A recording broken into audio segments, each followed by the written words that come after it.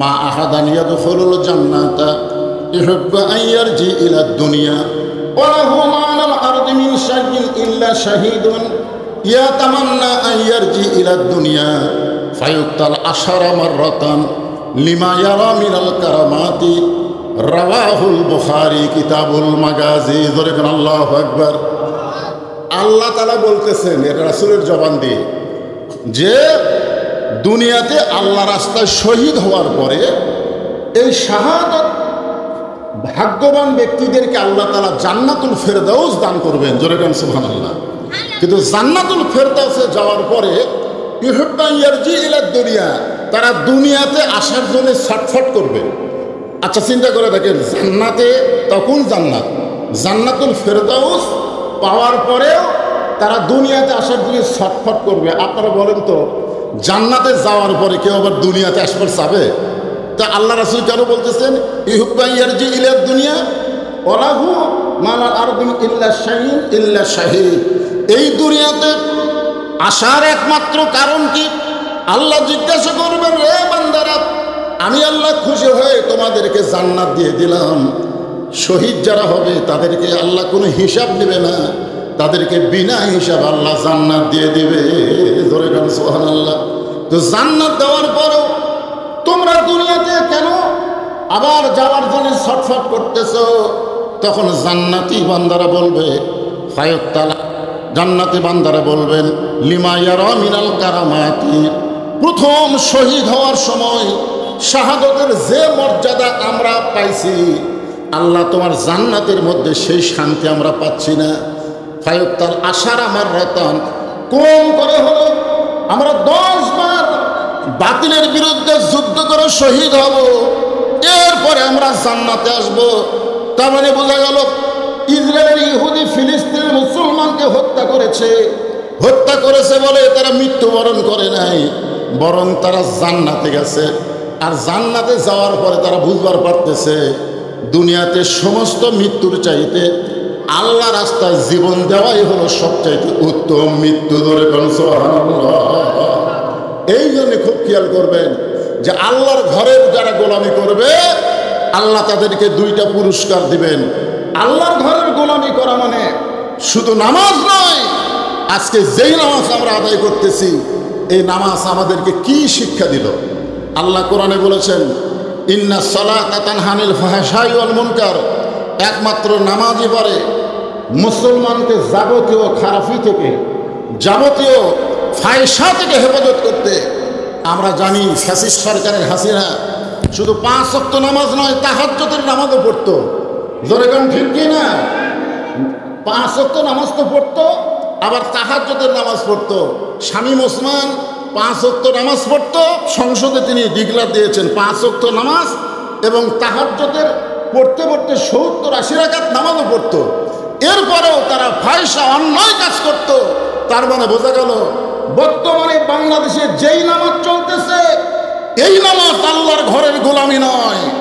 নামাজ আদায় করতে গেলে নামাজকে বাংলার জমিনে কায়েম করা লাগবে। জোরে কথা ঠিক কি না? একটা হলো নামাজ পড়া, একটা হলো নামাজ কায়েম করা। নামাজ পড়া আর নামাজ কায়েম 2টা এক না। এখানে আল্লাহ যেটা বলতেছেন যে ইন্নাস সালাতা তানহা আনিল ফাহশাই ওয়াল মুনকার, একমাত্র নামাজই পারে মানুষকে যাবতীয় ফায়সা খারাপি থেকে, বেহুদা কাজ থেকে হেফাজত করতে। এটা নামাজ পড়ার কথা বলে নাই, এখানে নামাজ কায়েমের কথা বলা হয়েছে। আপনি দেখেন কোরআনের প্রথমেই আপনারা দেখবেন যালিকাল কিতাবুল লা রাইবা ফীহি হুদাল লিল মুত্তাকিন, এই আয়াতটা মানে এই কোরআনের মধ্যে কি কোনো সন্দেহ আছে? কোনো সন্দেহ নাই। এরপরে আল্লাহ কি বলতেছেন? আল্লাযীনা ইউমিনুনা বিল গায়বি ওয়া ইউকিমুনাস সালাত, আল্লাহর প্রতি, অদৃশ্যের প্রতি যারা ঈমান গ্রহণ করেছে তাদের 1 নম্বর কাজ হলো নামাজ কায়েম করা। জোরে কোন কি করা? সবাই কথা বলা লাগবে। 1 নম্বর কি? নামাজ পড়া না কায়েম করা? কায়েম করা। আপনারা বলেন তো, আল্লাহ যে নবীকে নামাজ দিলেন, লাইলাতুল মেরাজে নবীকে নামাজ দিলেন, এই নামাজটা কোন সময় দিয়েছেন? আমাদের মুসলমান হিসাবে কিছু জানা দরকার। এই নামাজটা আল্লাহ নবীকে দিয়েছেন নবুয়তের 10ম বৎসরে। নবুয়তের কত বৎসরে? নবুয়ত পাওয়ার 10ম বৎসরে আল্লাহ তাআলা লাইলাতুল মিরাজে নবীকে 5 ওয়াক্ত নামাজ দিলেন।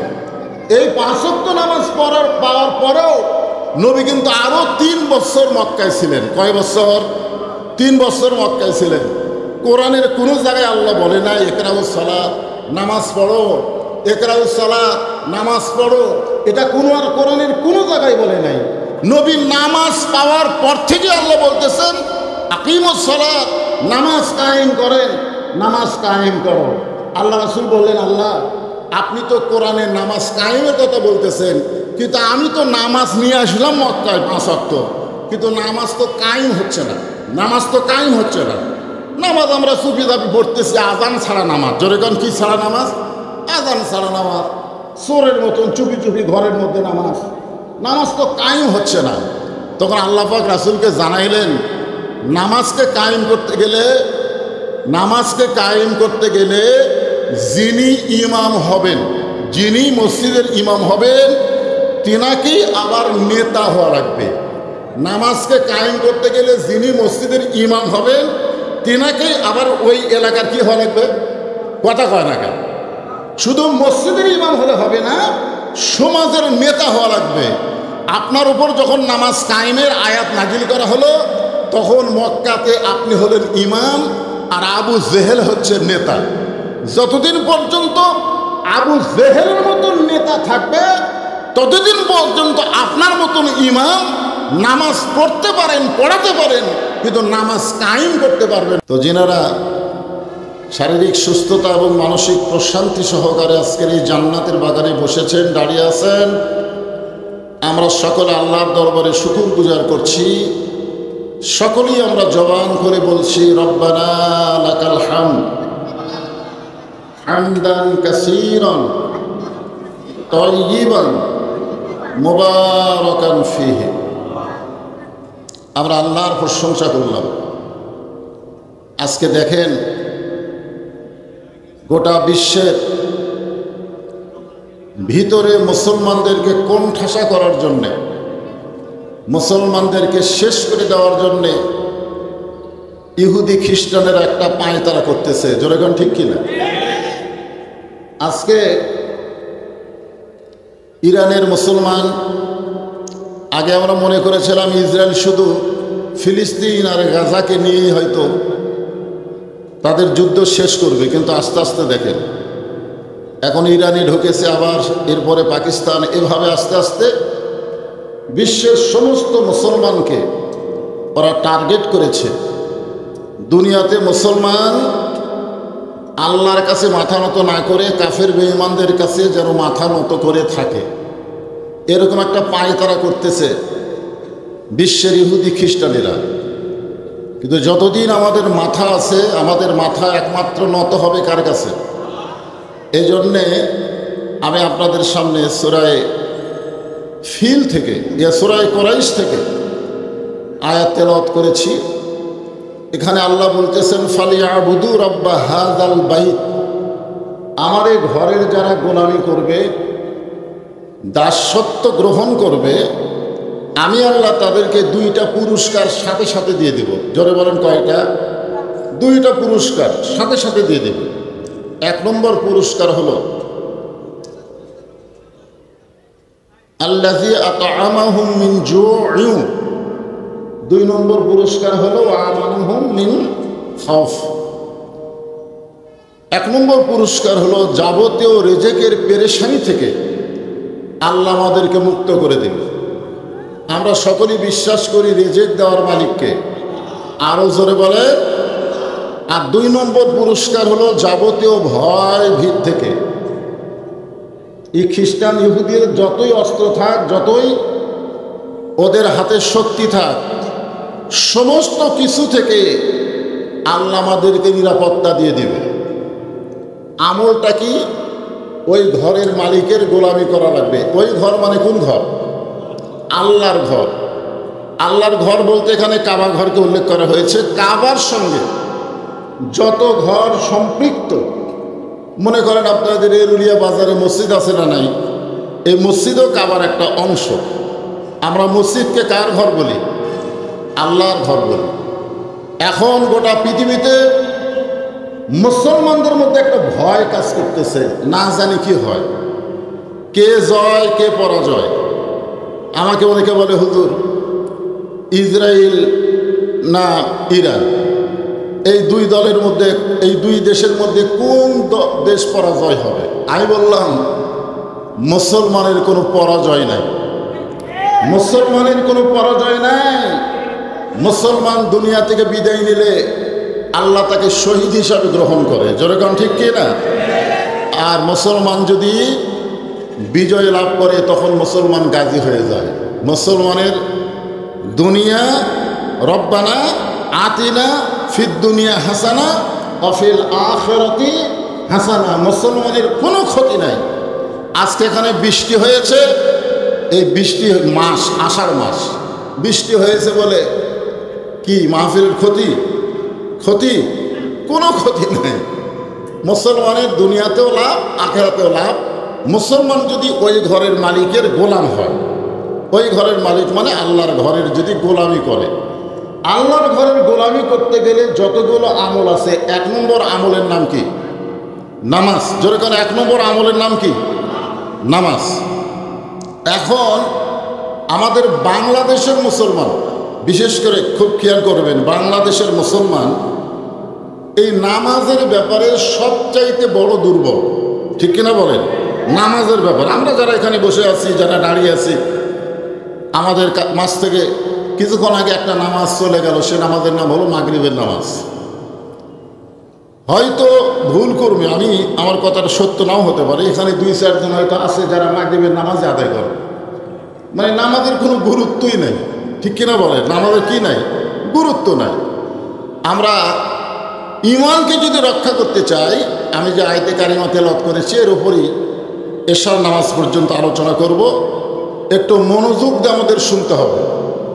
এখন আপনারা বলেন, নামাজের ব্যাপারে একটা হাদিস আছে যে মান তারাকা সালাত মুতাম্মিদান ফাকাত কাফারা, ইচ্ছা করে একটা ওয়াক্ত নামাজ যারা ছেড়ে দিল, তরক করলো, আল্লাহর সঙ্গে তারা কুফরি করল। এখানে 5 ওয়াক্ত বলা হয়নি, কয় ওয়াক্ত? 1 ওয়াক্ত। ধরে বলেন কয় ওয়াক্ত? 1 ওয়াক্ত নামাজ যদি ইচ্ছা করে বাদ দেয়, ইচ্ছা করে, তাহলে সে আল্লাহর সঙ্গে কুফরি করলো। অন্য হাদিসে বলা হয়েছে বাইনাল আবদি ওয়াল কুফরি তরকুস সালাত, বান্দা আর কাফের মধ্যে পৃথক করার নামই হলো নামাজ। আজকে যদি মুসলমানের এই নামাজটা থাকে, পৃথিবীর কোনো শক্তি নাই মুসলমানের সামনে দাঁড়াতে পারে। ধরে করার কথা ঠিক কি না? মুসলমানের সামনে দাঁড়াতেই পারবে না, কারণ আল্লাহ নিজেই বলেছেন 2টা পুরস্কার তোমাদেরকে সাথে সাথে দিয়ে দেব। একটা পুরস্কার হলো রেজেক নিয়ে তোমাদের কোনো টেনশন করা লাগবে না, রেজেকের দায়িত্ব কার হাতে? আরো জোরে বলেন কার হাতে? অবারিত রেজেক রহমত স্বরূপ আল্লাহ আমাদেরকে দান করবেন। আর 2 নম্বর পুরস্কার হলো যাবতীয় ভয় ভীতি থেকে আল্লাহ আমাদেরকে পুরোপুরি নিরাপত্তা দিয়ে দিবে। এখন আপনারা বলেন যে ইরানের মুসলমানকে এভাবে ইসরায়েলরা হত্যা করতেছে, মুসলমান যদি আপনারা স্বীকার করেন, ইরানের মুসলমান যদি স্বীকার করেন, আপনারা বলেন তো ইরানের ওরা কি শিয়া কে কয়? মুসলমান। আমরা এই শিয়া সুন্নি এগুলো নিয়ে আমরা এখন আর চিন্তা করব না, আমরা চিন্তা করব মুসলমান হিসাবে। জোরে কোন কথা ঠিক কিনা?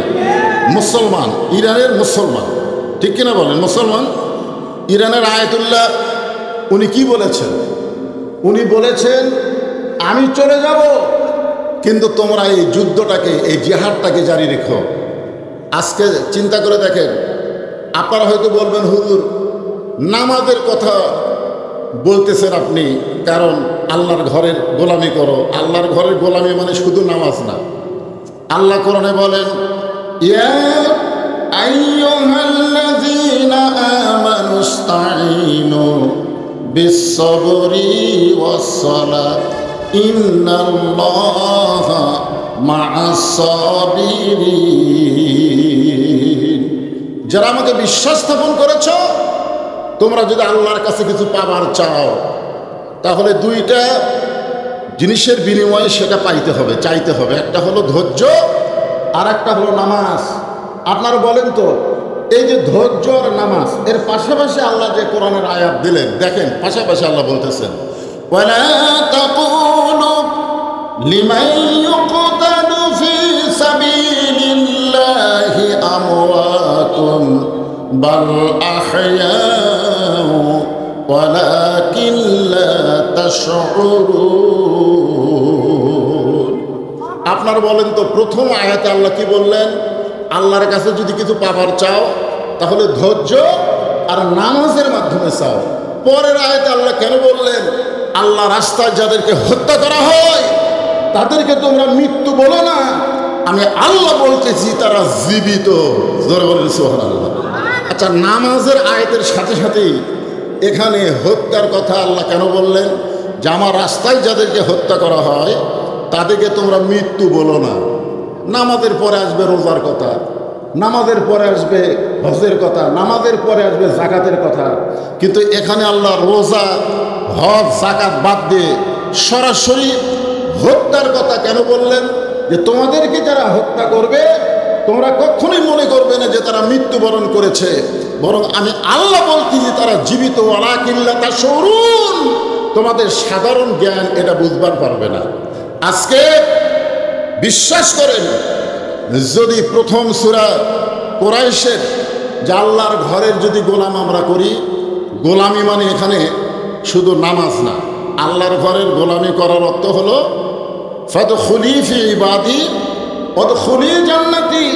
কেউ যদি আল্লাহর গোলামি করে, আল্লাহর দাস হয়ে যায়, আল্লাহ তাকে জান্নাত দিয়ে দেয়। জোরে কোন সুবহানাল্লাহ। এখানে গোলামি মানে অনেকে আমরা মনে করি নামাজ পড়া, অনেকেই মনে করি রোজা করা, হজ করা, যাকাত দেওয়া, অথচ বুখারী শরীফের হাদিসে আল্লাহ রাসূল বললেন আইন করতে গেলে যিনি ইমাম হবে তিনাকেই নেতা হওয়া লাগবে।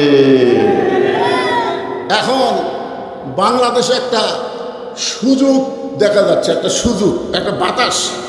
আপনাদের দোয়ায় বাংলাদেশের প্রায় জায়গায় ওয়াজ করতে গিয়া একটা জিনিস আমাদের চোখে ধরা পড়তেছে, মানুষ দিন দিন জালেমের জুলুম এটা বুঝবার পারতেছে। জোরে কোন কথা ঠিক কি না? মানুষ দিন দিন কারা জালেম, কারা সংসদে গেলে কোনোদিনও নামাজের কথা একবার বলবে না, কারণ তারা নিজেরাই নামাজ পড়ে না, তারা নামাজের কথা কেমনে বলবে? জোরে কোন কথা ঠিক কি না? এই জন্যে খুব খেয়াল করা লাগবে, আমরা যদি ফালিয়াবুদু রাব্বা হাযাল বাইত, ওই আল্লাহর ঘরের গোলাম হতে চাই আর আল্লাহর দুইটা নিয়ামত যদি দুনিয়াতেই পেতে চাই, তাহলে আমাদেরকে নামাজ পড়ার মধ্যে শুধু থাকলে হবে না, নামাজ কায়েমের আইন, নামাজ কায়েমের বিধান বাংলার জমিনে পাশ করার চেষ্টা করা লাগবে। ধরে কারো কথা ঠিক কি না? এই জন্যে আপনাদের একটা কথা এটা বলতেছে, আভাস দিয়ে যাচ্ছি, আমরা তো অনেক কিছুই দেখলাম, ঠিক কিনা বলেন? আমরা কি কম দেখলাম? এই 54 বছর 53 বছরে আমরা বহু কিছু দেখলাম, কিন্তু আমরা তো সবই দেখলাম, কিন্তু একটা বার কি দেখা যায় যেই বাংলার জমিনে কোরআন দিয়ে ভালো মানুষের আমরা কি চাই? সৎ লোকের শাসন আর আল্লাহর কোরআনের আইন। জোরে গান কথা ঠিক কিনা? তাহলে এ কথা কি বলা যায় সব দেখা হলো শেষ, আগামীতে দেখবো আল্লাহর কোরআনের বাংলাদেশ? কারা কারা দেখতে চান দুই হাত তুলে আল্লাহকে দেখান। লিল্লাহি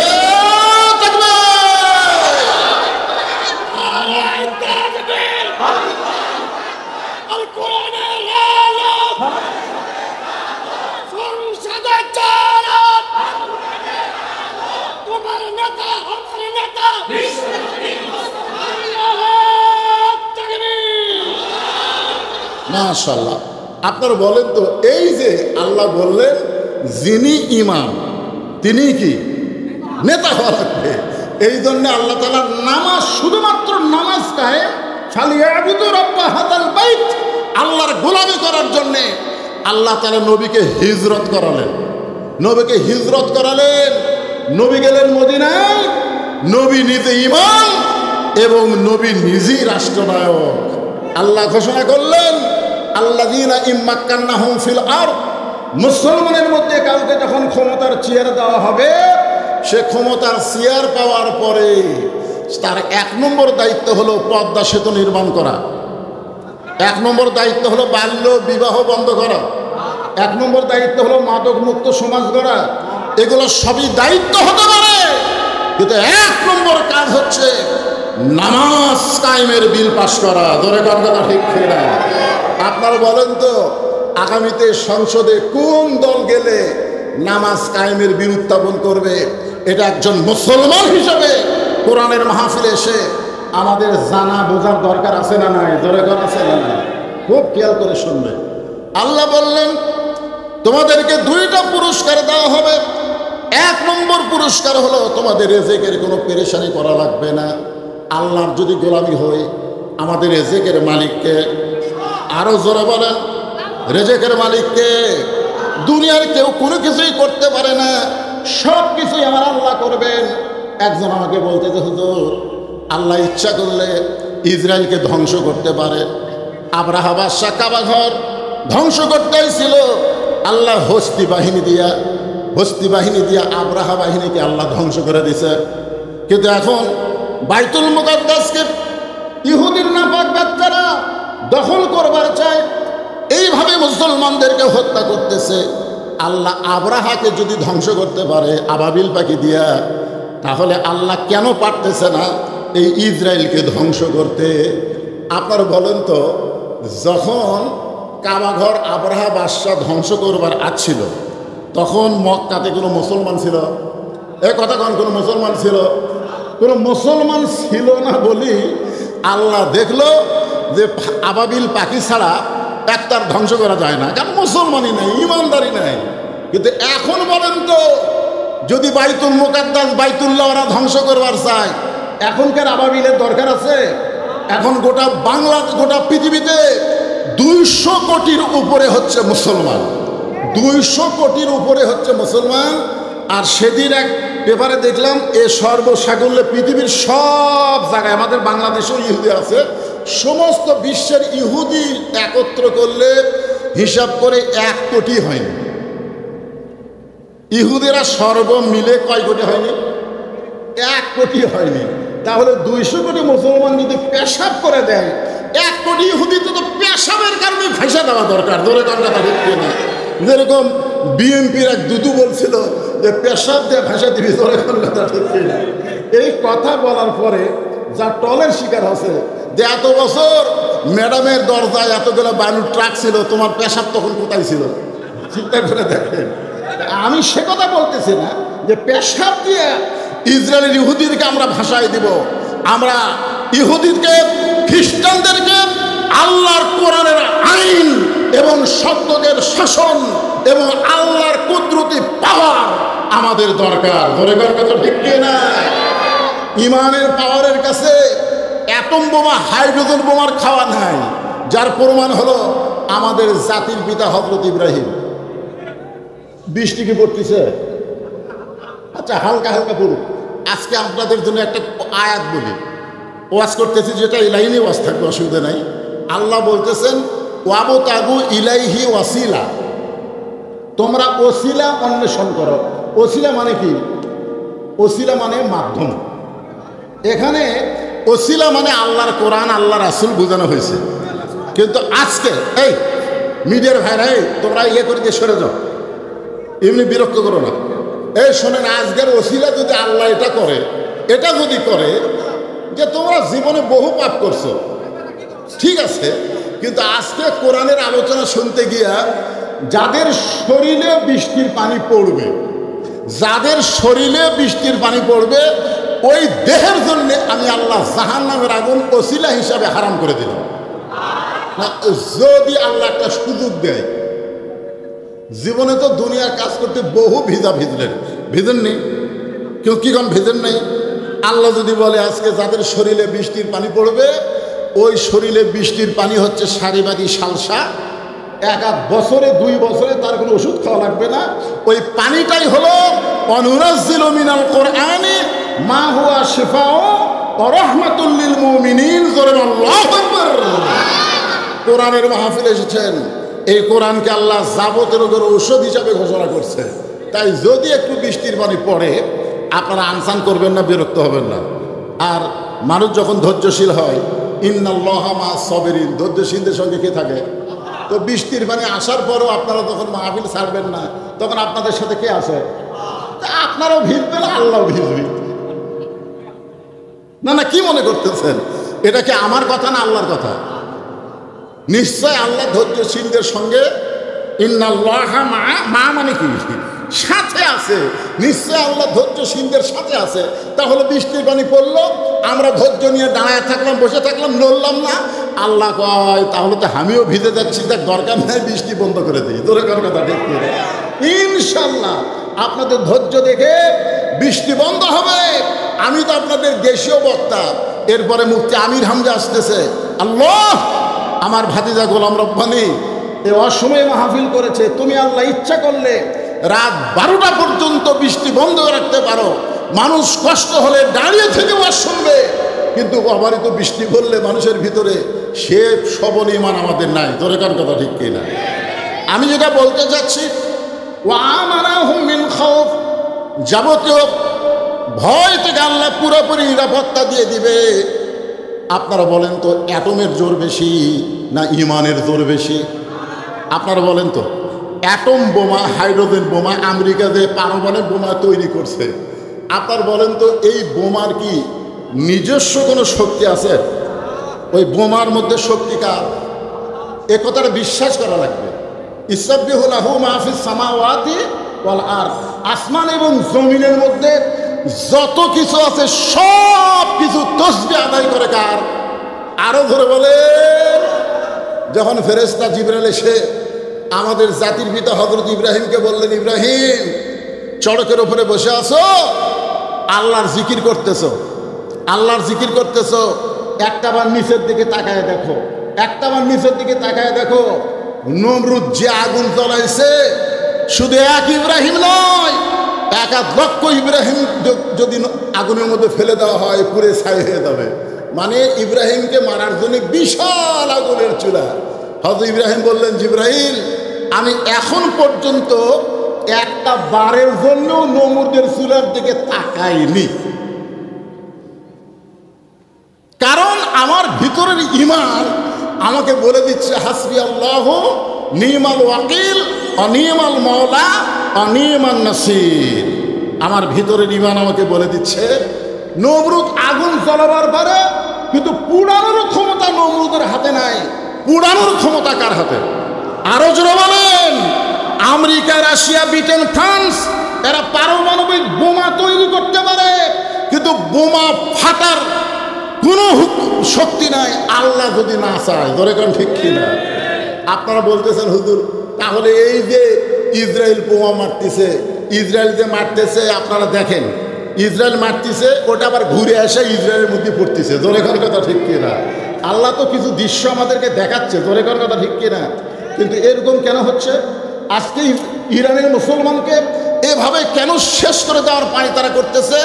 আল্লাহ কোরআনে বলেছেন, ওয়াতাসিমু বিহাবলিল্লাহি জামিআন ওয়া লা তাফাররাকু, তোমরা একতাবদ্ধ হও, তোমরা বিচ্ছিন্ন হয় না। বিশ্বের 200 কোটি মুসলমান একটা বাড়ির জন্য এখানে যেরকম তাকবীর দিল, বিশ্বের 200 কোটি মুসলমান এক হয়ে আল্লাহু আকবার বলে তাকবীর দেয়, পৃথিবীর সমস্ত নাস্তিকদের নিংটি খুলে যাবে। ধরে কারণ কথা ঠিক করে, কিন্তু আমরা এক হতে পারতেছি না। আজকে আপনারা দেখেন ইরানে আমেরিকার রণতরী আমেরিকাকে শেল্টার দিয়েছে মুসলমানের কিছু দেশ, মুসলমানের কিছু দেশ জায়গা দিয়েছে। ইরানের আয়াতুল্লাহ বলেছে যদি সময় হয় আমরা সেই অস্ত্র প্রয়োগ করব, সেই অস্ত্র হোক। মানে এখনো কিন্তু অস্ত্র প্রয়োগ করেনি, এখন খেল তামাশা হচ্ছে। দরকার কি হচ্ছে? ইরানের হাতে এমন কিছু অস্ত্র, আসলে সে অস্ত্র কিছুই না, সে অস্ত্রের নাম হলো ঈমান। দরকার নাম কি? ঈমানের বলে বলিয়ান হয়ে আমি একটা দৃষ্টান্ত দেই। বাড়িওয়ালা যদি ন্যাংরাও হয় আর চোর যদি আমার মতন শক্তিশালীও হয়, আপনারা খুব খেয়াল করবেন, বাড়িওয়ালা কি ন্যাংরা, 2 পায়ে ন্যাংরা, হাঁটতেই পারে না, কিন্তু বাড়িওয়ালা সজাগ আছে, বাড়িওয়ালা চেতন আছে। আর আমার মতন জুয়ান তাগড়া চোর এসে গভীর রাত্রে চুরি করার জন্য কেবল মশান নিছে, এমন সময় যদি বাড়িওয়ালা বলে কে রে, আপনারা বলেন তো চোর কি চুরি করবি না দৌড় দিবে? কারণ বাড়িওয়ালাকে হাঁটতে পারে, বাড়িওয়ালা কি ন্যাংরা। ধরে কান কি ন্যাংরা, কিন্তু বাড়িওয়ালা কি আছে? সজাগ আছে। বাড়িওয়ালা কি আছে? সজাগ আছে। তাহলে এখানে বোঝা গেল চোর যেটা করতেছে এটা হলো অন্যায়, আর বাড়িওয়ালা যে বলতেছে কে রে, এইটা হলো ন্যায়। গোটা পৃথিবীতে অমাইয়াবতাগি গায়রা ইসলাম দীনান ফালাই ইউকবালা মিনহু, একমাত্র ইসলাম ছাড়া অন্য কোনো জীবন বিধান আল্লাহ কবুল করবে না। ধরে কথা ঠিক কিনা? আমাদের অস্ত্র নাই, আমরা ন্যাংরা হলেও আমাদের পাওয়ার আছে ইমানের। ধরে কথা ঠিক কিনা? আমেরিকা, রাশিয়া, ব্রিটেন, ফ্রান্স এরা হচ্ছে চোর। একটাবার যদি ইমানের বলে বলিয়ান হয়ে কে রে বলতে পারি, ওরা দৌড়ে পাহাড়ের গুহার মধ্যে লুকাবে। ধরে কথা ঠিক কিনা? আপনারা দেখেন ইসরায়েলের ইহুদিরা এখন বাংকারের মধ্যে লুকে আছে। ধরে কথা ঠিক কিনা? লুকাস কেন? লুকাস কেন? বাংকারের মধ্যে লুকে আছে। একজন আজকে সাংবাদিকের সামনে বলল যে সারা রাত আমরা বাংকারের মধ্যে লুকা থাকি, আর দিনের বেলা মাথা বার করে দেখি খবর কি। শোনেন, শুধু ইরানের সাথে গোটা বিশ্বের সমস্ত মুসলমান যদি এক হবার পারে, তাহলে ইসরায়েলের মানচিত্র পৃথিবীর জমিনে থাকবে না। ধরে কথা ঠিক না? আল্লাহর কোরআনের জন্যে, সৎ লোকের শাসনের জন্যে গোটা বাংলাদেশ যদি এক হতে পারে, তাহলে আগামীতে আর কোনো জালেম বাংলার ক্ষমতায় আসতে পারবে না। ধরে কথা ঠিক না? আমাদেরকে এক হতে হবে।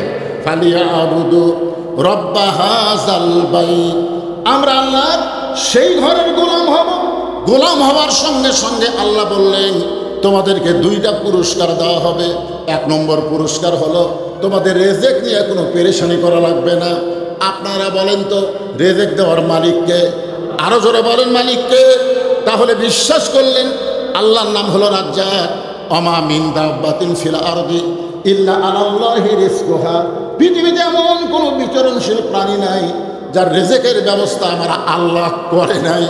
আর দুই নম্বর হলো ওয়া আমানাহুম মিন খাউফ, যাবতীয় ভয় ভীতি থেকে আল্লাহ পুরাপুরি নিরাপত্তা দান করে দেবে। আমরা মৃত্যুর ভয় করব না, আমরা মৃত্যুর ভয় করব না, কারণ মুসলমান মরে না, মুসলমান দুনিয়া থেকে বিদায় নেয়, আর আল্লাহর জান্নাতের মধ্যে তারা প্রবেশ করে। এই জন্য আল্লাহ বলেছেন ওয়ালা তামুতুন্না ইল্লা ওয়া আনতুম মুসলিমুন, তোমরা মুসলমান না হয়ে মৃত্যুবরণ করো না।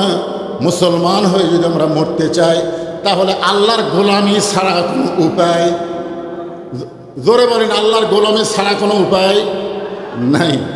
আমরা একটু আল্লাহর কাছে বলি তো, আল্লাহ আল্লাহ তুমি ইচ্ছা করলে রাত 12টা পর্যন্ত বৃষ্টি বন্ধ রাখতে পারো। কি আল্লাহর কাছে বলতে পারি না? বলেন আল্লাহ এই কোরআনের জন্যে, এই কোরআনের মাহফিলের জন্যে বৃষ্টি দাও। আল্লাহর কাছে আমরা বলতে পারবো না বৃষ্টি বন্ধ করো। আল্লাহ এই কোরআনের মাহফিলের জন্যে, কোরআনের ওসিলায় আল্লাহ তুমি রাত 12টা পর্যন্ত অন্তত এই এলাকায় বৃষ্টি দিও না। এরকম একটা দোয়া কি করা যায় ভাইজান? বারবার আপনারা ওয়াজ শুনতেছেন এবং উপর দিকে খেয়াল করতেছেন, কারণ খেয়াল যদি চারিদিকে করেন তখন দেখবেন আসল জিনিস আপনারা বুঝতে পারবেন না। আসল জিনিস তো বোঝা লাগবে না? কি বলতেছে? লিমা ইয়ারা মিনাল কারামাতি, আল্লাহ প্রথম শহীদ হওয়ার সময় শাহাদতের যে শান্তি পাইছি, ফায়ুক্তাল আশার আমার রাতান, কম করে হলেও 10 বার শহীদ হব, তারপরে জান্নাতে আসবো। এখন জান্নাতে থাকতে ভালো লাগে না, আমরা দুনিয়াতে আবার ফিরে যাবার চাই। তাহলে কি বুঝতেছেন? মুসলমানকে যে হত্যা করা হচ্ছে, এই মুসলমানেরা জান্নাতের মধ্যে গিয়েও শান্তি পাবে না। বুখারী শরীফের হাদিস অনুযায়ী আর একটা হাদিস আমি আপনাদের বলি, মান সাআলাল্লাহু তাআলা আশ-শাহাদাতা বিসিদিকিন বাল্লাগাহুল্লাহু মানাজিলা শুহাদা ওয়া মাতা আলা ফিরাশিহি। কেউ যদি আল্লাহ রাস্তায় শাহাদতের তামান্না নিয়ে এই কোরআনের দল করে, ধরে কোন কিসের দল করে? কথা বলেন না কেন? কিসের দল করে?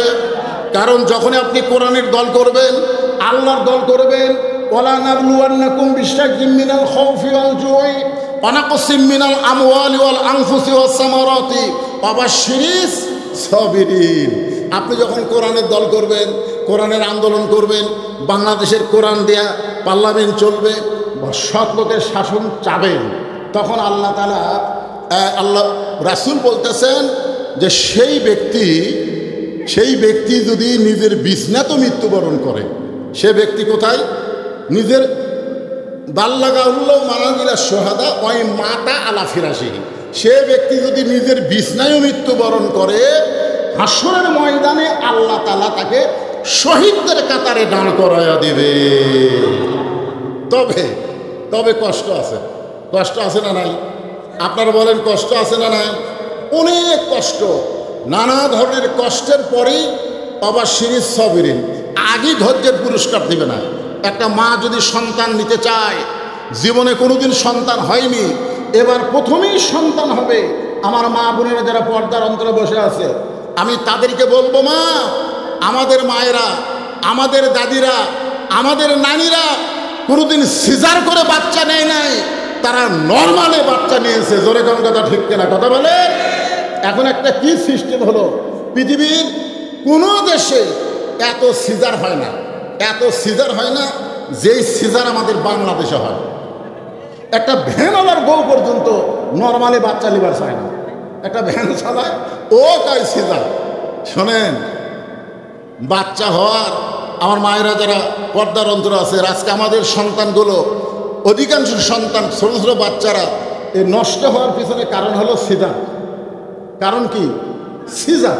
আমার মায়েদের বলতেছি, মা, প্রথম বাচ্চা হবে, আল্লাহ রাসূল কেন বললেন মায়ের পায়ের তলে জান্নাত, মায়ের পায়ের তলে জান্নাত? এ কথা বলার পিছনে কারণ আছে না নাই? কি কারণ? একটা সন্তানের জন্য মা বেশি করে না বাপ বেশি করে? মা কি করে? খালি 10 মাস 10 দিন পেটের মধ্যে থাকে, তার হওয়ার পর থেকেই বাপের দায়িত্ব। জোরে কথা কর না কেন ভাই? যা কিছু কেনা লাগবে কে? এই সন্তানকে লেখাপড়ার জন্য চিন্তা কে করে? বাপ করে না মা করে? লেখাপড়া টাকা পয়সা যত খরচ সব কে করে? বাপ করে। আমি তো চিন্তা করি, একটা সন্তানকে শুধু 10 মাস 10 দিন পেটে থই আর 2.5 বছর দুধ পান করায়, এরপর আর মায়ের কোনো কষ্ট না, সমস্ত কষ্ট হলো বাপের কষ্ট। ধরে কথা কর না কেন? তারপরেও বাপের পায়ের তলে জান্নাত নয়, মায়ের পায়ের তলে জান্নাত। এটা কি বোঝা লাগবে না? এটা বোঝা লাগবে তো। কি বলবো প্রসবের কথা, মা বিনে সেই ব্যথা কেউ তো বুঝবে না। মাজন থেকে সন্তানের দায়, অকালে মা মারা যায়, কেন সে মায়ের ভক্তি করো না? এমন দরদি ভাবে কেউ হবে না আমার মা গো। প্রসবের একটা ব্যথা আছে, কোনোদিন সেই ব্যথা বুঝতে পারে নাই, এবার প্রথম বাচ্চা হবে, কোনোদিন বাচ্চা হয় নাই, প্রথম বাচ্চা হবে। এই প্রসবের ব্যথা যখন শুরু হয়ে গেল, মায়ের পায়ের তলে সন্তানের জান্নাত, মাকে একটু বোঝা দরকার। ধরে কোন কথা ঠিক কিনা? কিন্তু মা পায়ের তলে সন্তানের জান্নাত এইটা না বুঝ হইয়া চিল্লাচিল্লি শুরু করে দিছে। প্রসবের ব্যথা যেই শুরু হয়েছে, মা চিল্লাই বলতেছে, জীবন দেব, বিষ খাবো, গলার দড়ি দেব, এই কষ্ট সহ্য করবার পারি না, এই জীবন আর আমি রাখবো না। এমন সময় দাদি নানি দৌড়ে আসে। দাদি নানি দৌড়ে এসে বলে, তুই কি পাগলি হয়েছিস নাকি? তুই এরকম চিল্লি কেন করতেছিস? তুই একটু ধৈর্য ধর, ইন্নাল্লাহা মা'আস সাবিরিন, ধৈর্যশীলদের সঙ্গে কি আছে? ধরে কোন কি আছে? দাদি নানি ধাক্কায় ধাক্কায় ঘরের মধ্যে নিয়ে যায়, বিছনায় শোয়া দেয়া, ঠান্ডা পানির মধ্যে নরম কাপড় চুবড়ায়া মায়ের কপালের উপরে দেয়, আর বলে ধৈর্য ধর। আর ধাইমাকে বলে, আস্তে আস্তে বিসমিল্লাহ করে সন্তানকে টেনে টেনে বের করো। বাজান গো, সন্তান টেনে টেনে বের করতেছে, আর মা আর কলিজা টেনে ধরতেছে। মা কষ্টে চিৎকার দিবার চাই, দাদি নানি কপালে সুমাদে বলতেছে, চিৎকার দিস না, রাস্তার ধারে বাড়ি, রাস্তা দিয়ে মানুষ যাওয়া আসা করতেছে, তোর চিৎকার শুনলে রাস্তার মানুষ বলবে এই মেয়েটা কেমন রে? বাচ্চা হওয়ার সময় গোটা পাড়া চিৎকার করেছে, জানাইছে ধৈর্য ধর, ধৈর্য ধর, ধৈর্য ধর। এমন কথা কানে কানে কয়, কপালে চুমা খায়, আর ঠান্ডা পানি কপালের উপরে দিয়ে বলে ধৈর্য ধর। মা ধৈর্য ধারণ করেছে। এদিকে দাদি নানি ইশারা তাই মাকে বলে, টান দে, সন্তানকে টান দে। এক সময় সন্তান জোরে টান মারছে, সন্তান বের হয়ে গেল, কিন্তু মা কষ্টে বেহুশ হয়ে গেছে। মার আর হুঁশ নাই, মার কোনো হুঁশ নাই। চিন্তা করে দেখে কত কষ্ট করে মা 10 মাস 10 দিন পেটে রাখলো, সেই সন্তান দুনিয়াতে আসলো। আসার পরে সন্তান প্রথম যে কান্না, ওই প্রথম কান্না কিন্তু ম্যা ম্যা মা মা মা বলে কান্নাকারি করেছে সন্তানকে গোসল করানোর পরে। ওই সন্তানকে গোসল করায় যখন মায়ের বুকের উপরে দেয়, মা কিন্তু সন্তানের দেহের পরশে মা হুঁশটা ফিরে পায়। মা হুঁশ ফিরে পাওয়ার সঙ্গে সঙ্গে সন্তানকে আলগা করে হাতে নিয়ে মুখের কাছে নিয়ে এসে চুমা খাবার চায়। মুখে চুমা খায়, বুকে চুমা খায়। দাদির এনে তিরস্কার করে বলে, এক লাত্তি দিয়ে ফেলা দে, এ তোরে কষ্ট দিয়ে দুনিয়াতে আইছে, এই কষ্টের যন্ত্রণায় বিষ খাবার চাইলি, গলার দড়ি দিবার চাইলি, কত কিছু না তুই চিৎকার করে বললি, একে আদর না করে কে ফাইলা দে। তখন মা মুচকি মুচকি হাসের বলে, দাদি গো, ও নানি, কষ্টের পরে এমন শান্তি, এমন সুখ আমি কখনো বুঝতে পারি নাই। এই সন্তানকে বুকে নেওয়ার সঙ্গে সঙ্গে, এই সন্তান আমার বুকে আসার সাথে সাথে আমার প্রসব ব্যথার যত কষ্ট সব আমি ভুলে গিয়েছি। আজকে মতিয়ার রহমান নিজামীকে ফাঁসি দেওয়া হয়েছে, আজকে মুজাহিদকে ফাঁসি দেওয়া হয়েছে, আজকে কামরুজ্জামানকে ফাঁসি দেওয়া হয়েছে, আজকে আল্লাহর কোরআনের পাখিকে অন্যায়ভাবে জেলখানা থেকে বের করে বাদানগো হাসপাতালে হত্যা করা হয়েছে। এই কোরআনের আন্দোলন করতে গিয়ে প্রসব বেদনার মতন কত ব্যথা বাংলাদেশের কোরআনের কর্মীরা পাইছে। তারা ঘরে থাকতে পারে নাই, তারা সব সময় বাইরে থাকছে। এত ব্যথার পরে, এত কষ্টের পরে মা সন্তানকে বুকে পাইলে যেমন সন্তানের ব্যথা ভুলে যায়, আমরা যখন বাংলার জমিনে আল্লাহর কোরআনের সমাজ পাব, এই নূরে মদিনা মাদ্রাসার জন্যে আপনাদের কাছে কিছু চাওয়ার দরকার পড়বে না। কারণ কোরআন যখন পার্লামেন্টে যাবে, আল্লাহ রাসূল বলেছেন, খায়রুকুম মান তাআল্লামাল কোরআন, ওই ব্যক্তি হল সবচাইতে সম্মানী, সবচাইতে জ্ঞানী, যে আল্লাহর কোরআন শিখেছে এবং অপরকে কোরআনের শিক্ষা দেয়। এখন আপনারা বলেন, আমাদের অনেক কষ্ট, এই যে 17 বছর ধরে আমরা কোরআনের জনগণ পাইছি, কোরআনের পক্ষের মানুষ পাইছি, যদি কোরআন সংসদে একবার যায়, তাহলে মা যেমন সন্তান বুকে পাইয়া প্রসব ব্যথা ভুলে যায়, আমরা সব ব্যথা ভুলে যাব। ধরে বলেন ঠিক কিনা? তাহলে আল্লাহর কোরআন আগামী সংসদে আমরা কারা কারা দেখতে চাই? আর একবার দুই হাত তুলে আমার আল্লাহকে দেখায়, লিল্লাহি লিল্লাহ। সবাই বলেন আল্লাহুম্মা আমিন। আল কোরআনের আলো। দুই একজনে যে ঘরে ঘরে কোন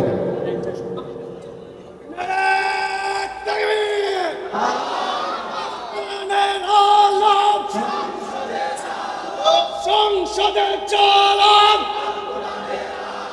বিপ্লব, বিপ্লব, ইসলামী বিপ্লব, লিল্লাহে তাকবীর।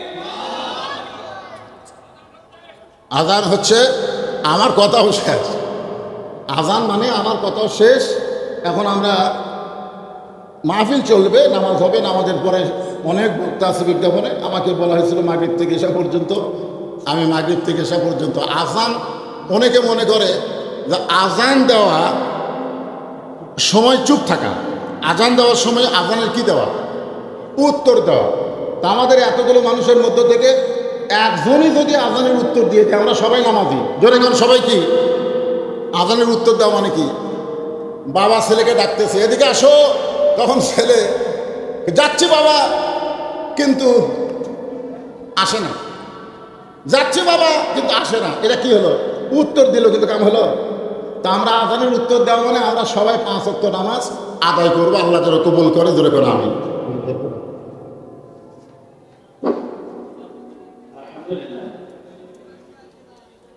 আজকের এই সম্মানিত মেহমান মুফতি মাওলানা বদরুল ইসলাম, যেটাকে প্রেস দিয়েছেন